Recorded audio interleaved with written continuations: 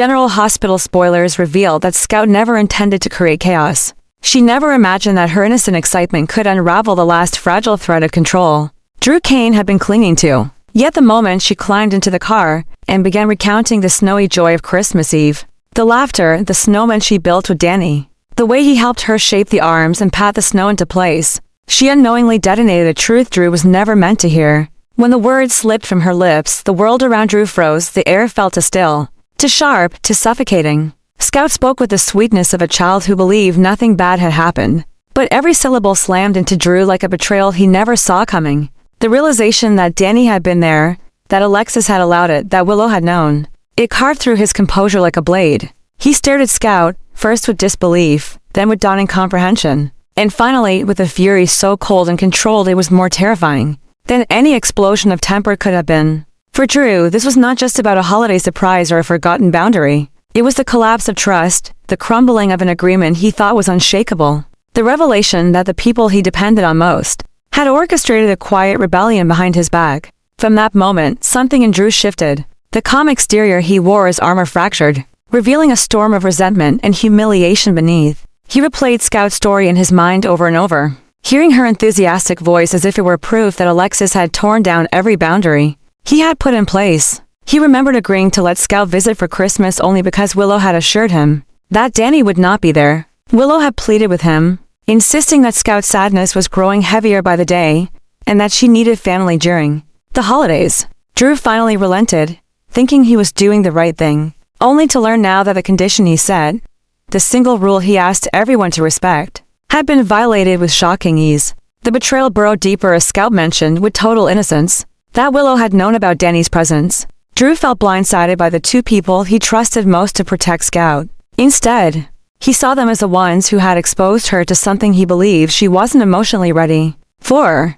The more he thought about it, the more he felt played, manipulated, deceived, and that feeling infected every corner of his mind. What made the wound even deeper was Scout's happiness. Her joy, pure and unfiltered, stood in stark contrast to Drew's spiraling dread. She talked about Danny the way children talk about their heroes, unaware that her father's world was cracking apart with every detail she offered. Drew wanted to protect her, but now he felt like everyone else had positioned themselves as the ones who knew better. The humiliation of that thought, the sting of being seen as the unreasonable one, fed into a growing anger that became almost impossible for him to contain. Scout's story, to Drew, was not a sweet childhood memory. It was evidence that Alexis had disregarded his boundaries, that Willow had kept secrets, that trust in his home had been compromised. And when Scout casually mentioned that Alexis told her to keep it a secret from him, the betrayal burned hotter than anything he had felt since returning to Port Charles. From that moment onward, every action Drew took was fueled by a mixture of hurt pride, paternal fear, and the need to re-establish control. A new intensity appeared in his behavior, a cold, calculated edge that signaled he was preparing for battle rather than reconciliation. He began reviewing every detail of the visitation agreement he had with Alexis, parsing each clause with the merciless determination of a man searching for leverage. He was not content with expressing anger. He needed to reclaim power, to prove that the boundaries he set were not optional suggestions, but immovable rules, that he expected to be respected without question. And the more he uncovered, the more determined he became to dismantle any authority Alexis had in Scout's life. He viewed her actions not as well-meaning mistakes, but as a direct assault on his role as a father. Every time he pictured Scout smiling in the snow with Danny, a moment she thought was safe and happy, Drew saw instead a betrayal orchestrated against him. Yet the devastation did not stop with Alexis. The moment Willow attempted to defend her, Drew's anger splintered and redirected itself toward her as well. Willow's gentle attempts to calm him down, her insistence that Scout needed emotional connection, her argument that everything had turned out fine, all of it sounded to Drew like justification for the deceit. In his fury, he couldn't see the compassion behind Willow's actions. He only saw the disloyalty. He began viewing Willow not as a partner trying to protect a child, but as someone who had chosen Alexis' side over his. The betrayal stung because it came from someone he thought understood him, someone he believed stood with him unconditionally. Now, every word she said felt tainted. Every attempt Willow made to soothe him only reinforced the idea that she was protecting Alexis instead of him. Drew felt cornered and undermined, surrounded by people who he believed were quietly conspiring to take authority away from him. This shift inside Drew began shaping a new pattern of behavior, a harsh, unyielding, almost militaristic approach. He scrutinized Scout's every interaction, doubled down on restrictions, and started rewriting the rules of visitation with a ruthless precision that shocked even him. The more threatened he felt, the more aggressive his actions became. He told himself he was protecting Scout. But deep down the truth was harsher. He was protecting his pride, his identity, his sense of control. Drew wasn't just upset. He was spiraling into a mindset where he believed he had to strike first, before anyone else could betray him again. Every glance from Willow seemed like judgment. Every call from Alexis felt like manipulation. Every moment of silence became a place where Drew's thoughts twisted into darker interpretations. Alexis, meanwhile, felt the weight of Drew's escalating aggression but struggled to understand its depth. She had believed she was doing what was best for Scout, giving her the gift of connection during a lonely holiday. But Drew interpreted her actions as a calculated violation, and he no longer cared about intentions. To him, Alexis had crossed a line that could never be undone. His anger toward her grew into a relentless determination to punish her, to strip her of any influence over Scout's life, to make sure she understood that betrayal, even unintended, had consequences. Drew began preparing legal moves, emotional moves, strategic moves, all designed to isolate Alexis and make it clear that she had no right to make decisions in Scout's life without him. The deeper Drew sank into this mindset, the more distorted his reasoning became. He replayed not only the events of Christmas, but every past moment where he felt Alexis or Willow had challenged him, and he began stitching them together into a narrative where he was a victim of a pattern of disrespect. His world became divided, those who obeyed his rules and those who challenged them. And now, both Alexis and Willow belonged to the second category. He saw danger in their compassion, betrayal in their choices, and disloyalty in their attempts to calm him. His sense of judgment blurred, and all that was left was his instinct to strike before he could be hurt again. Scout remained oblivious to the storm she had triggered. To her, she had simply told the truth, excited and hopeful that her father would understand how happy she had been. Instead, she found herself caught in the middle of a tension she couldn't name. She felt the stiffness in Drew's tone, the heaviness in Willow's silence, the urgency in Alexis' voice. She sensed the shift but didn't know how to navigate it, and her confusion only deepened as Drew's restrictions tightened further. She didn't understand why she couldn't see Danny again, or why her father seemed more distant. With each passing day, the innocence of her revelation now weighed on her shoulders like a burden she didn't choose to carry. As Drew's internal fury grew, it fed into an emotional storm that consumed everything: his trust, his patience, his stability. He couldn't see that he was hurting the people he loved. He only saw threats where there had once been connection. The war he believed he was fighting was one he created in his own mind. Yet he fought it with the full force of a man who believed he had been deeply wronged. Each step he took was harsher than the last, each decision more destructive, each reaction more extreme. And in doing so, Drew crossed an invisible threshold, one where the line between protection and obsession blurred until it vanished completely. By the time he realized how far he had fallen, the damage had already begun. Relationships cracked, trust eroded, and the sense of family he had wanted to preserve now trembled under the weight of his rage. Scout's innocent confession had reshaped the entire landscape of their lives, exposing wounds Drew had tried to bury and awakening impulses he thought he had left behind.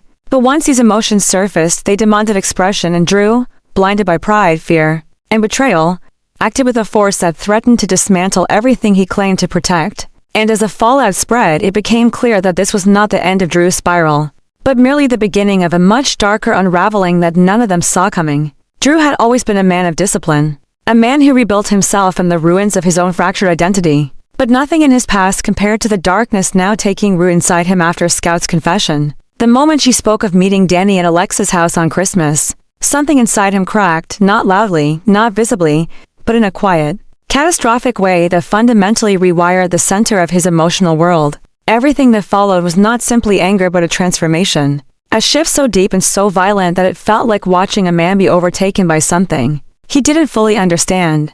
At first, it manifested as cold fury, a stiffness in his breath, a tightening around his eyes, a silence so sharp it cut through the room. But the silence did not last. The anger inside Drew demanded release, demanded action, demanded someone to blame. And the first person he turned that fury toward was Danny. The one person Drew believed symbolized the betrayal he could no longer tolerate. Danny never saw it coming. Drew approached him like a man driven by mission, not emotion, with the kind of intensity that makes people instinctively step back before words are even spoken. When Drew confronted him, there was nothing rational in his tone. It carried the weight of a man who believed his authority had been shattered, that his role as a father had been challenged, That the universe had aligned itself against him in a conspiracy he had been too blind to see. He spoke to Danny not as a boy who grew up across from Scout, not as a child he once supported, but as the embodiment of every violation of trust he believed Alexis and Willow had committed. It was the beginning of Drew's descent, not into madness, but into obsession. A focus so sharp it bordered on dangerous. He believed he had to strike first to reassert control, to prove he would not be undermined again. Drew's confrontation with Danny became the first true shock, a line he crossed willingly, defiantly, as if daring anyone to stop him. When Alexis learned what happened, the shock was not a single jolt, but a wave that hollowed her out from the inside. She had feared Drew lashing out at her or even Willow, but she never imagined he would direct that explosive energy toward Danny. It felt unthinkable, uncharacteristic, almost unreal. Alexis had always known Drew carried his trauma in ways most people couldn't see, but she believed he still held onto some ethical anchor that kept him grounded. Now she saw that anchor ripped from the ocean floor, leaving Drew drifting into dangerous emotional waters with no regard for consequence or morality. She tried to confront him, to reason with him, to remind him that Danny was only a child, but every word she offered was swallowed by Drew's growing paranoia. Alexis felt a chill settle through her, the chilling realization that the man standing before her was slipping away from the version she once trusted, replaced by someone harder, sharper, more volatile. Willow felt the shock differently. Hers came layered with guilt, with fear, and with a dawning awareness that she had misjudged the severity of Drew's unraveling. She had seen hints, the way his eyes hardened more quickly, the way his voice tightened when discussing Scout, the way his patience frayed at the edges, but she convinced herself it was temporary stress, anger mixed with grief and fear. Now she realized she had been watching the early stages of something much darker. Drew no longer trusted her. He no longer saw her as his partner, but as someone who had taken sides against him. In his mind, Willow's defense of Alexis was betrayal, her compassion was weakness, her silence was complicity. Willow watched the man she loved transform into someone who viewed disagreement as mutiny, and concern as sabotage. She no longer recognized the emotional energy radiating from Drew. It felt foreign, hostile, and unpredictable, and it frightened her in ways she did not want to admit. But Jason's reaction was perhaps the most alarming because Jason did not simply feel shock. He recognized the pattern. He had seen it before in men who were falling apart from the inside, while clinging desperately to the illusion of control. The way Drew confronted Danny, the way he shut down communication, the way he began isolating himself emotionally, while simultaneously asserting dominance over everyone around him. These were not unfamiliar behaviors to Jason. They were warnings, bright and screaming, the kind only a man with Jason's history could understand. He watched Drew closely, noticing every detail that the others missed, the calculation behind the rage, the coldness beneath the anger, the relentless fixation on control. Jason could see what the others could not yet admit.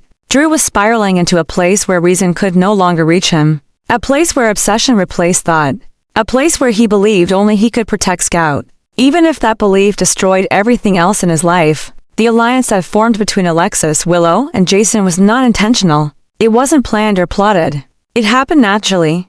Three people gravitating toward each other out of fear, confusion, and the shared desperation to stop Drew from hurtling deeper into the darkness consuming him. But to Drew, their unity was the ultimate betrayal. In his mind, he wasn't watching three concerned people. He was watching three enemies forming a wall against him. Every whispered conversation felt like sabotage. Every glance between them felt like conspiracy. Every attempt to intervene confirmed the narrative Drew had built in his mind. They were all against him. His paranoia grew roots and spread like wildfire through his thinking, warping every interaction, poisoning every relationship. He began to see danger everywhere. In Willow's hesitation, in Alexis' attempts to calm him, in Jason's quiet observation. Drew no longer saw love or concern. He saw threats, manipulation, and an effort to strip him of his authority as Scout's father. His internal adjustments, which once came from a place of hurt, pride, and disappointment, twisted into something far more dangerous. They became acts of defense, acts of survival,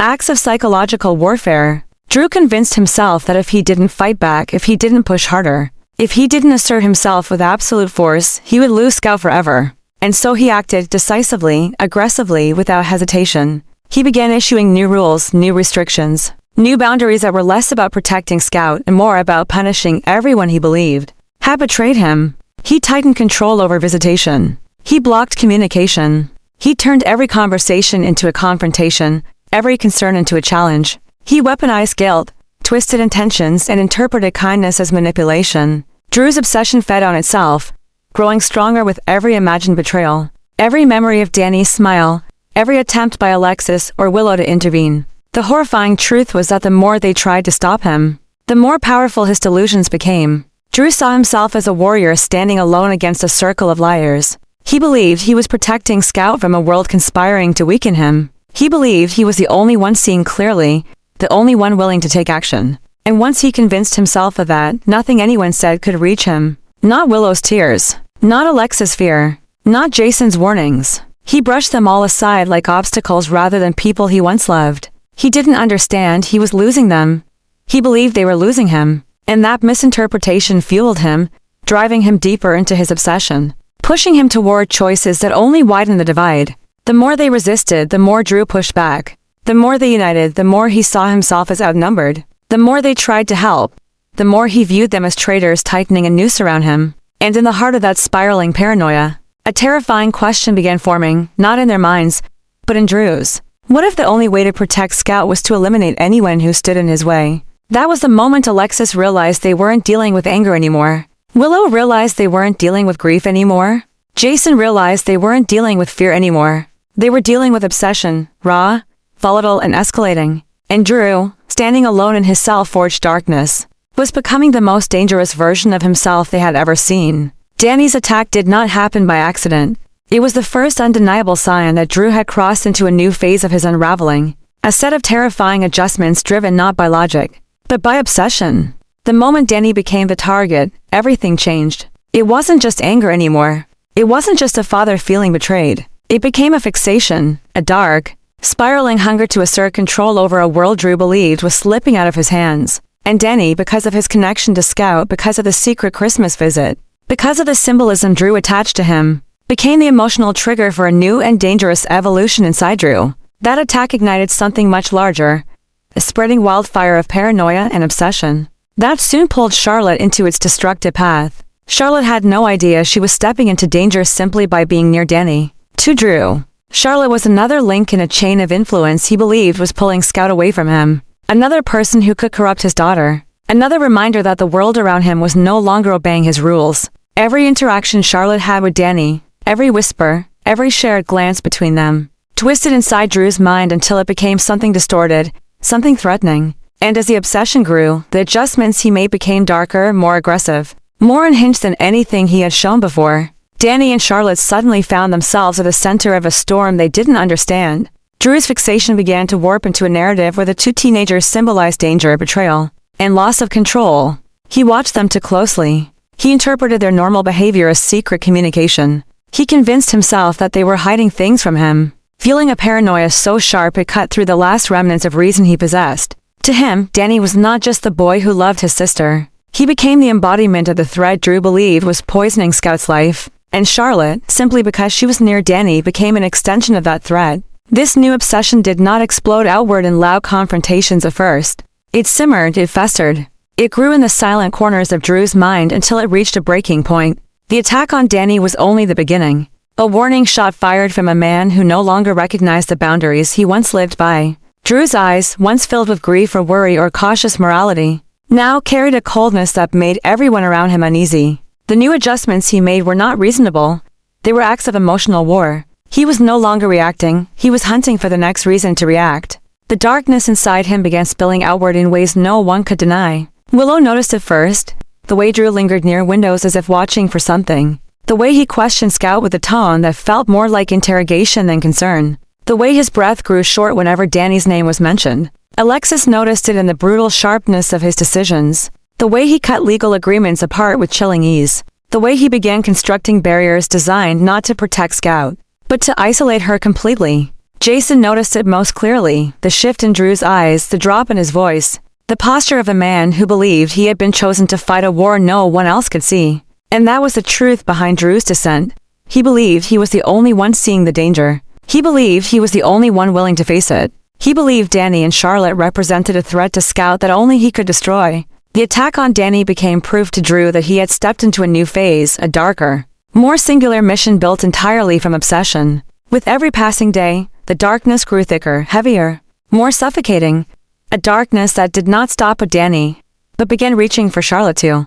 Drew saw connections where there were none. He invented secrets. He imagined betrayals. And every imagined betrayal pushed him further into the belief that he needed to take drastic action. That this was not only about Danny anymore, but about anyone who dared stand between him and the control he believed he deserved. Danny's attack was no longer just an act of violence. It was the opening chapter of a new nightmare. The revelation of the frightening truth that Drew was no longer in a war with other people. He was in a war with his own unraveling mind. And from that war, Charlotte would not be spared. Neither would Willow. Neither would Alexis. Neither would Jason. Because the darkness growing inside Drew was not finished.